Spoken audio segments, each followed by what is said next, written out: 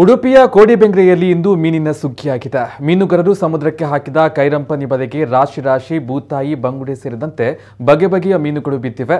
ಸಮುದ್ರದ ಬದಿ ಬಿದ್ದ ಮೀನುಗಳನ್ನು ಪ್ಲಾಸ್ಟಿಕ್ ಕವರ್ನಲ್ಲಿ ಸ್ಥಳೀಯರು ತುಂಬಿಸಿಕೊಂಡು ಹೋಗಿದ್ದಾರೆ. ಭರ್ಜರಿ ಮತ್ಸ್ಯ ಬೇಟೆಯಿಂದ ಮೀನುಗಾರರು ಫುಲ್ ಖುಷಿಯಾಗಿದ್ದಾರೆ.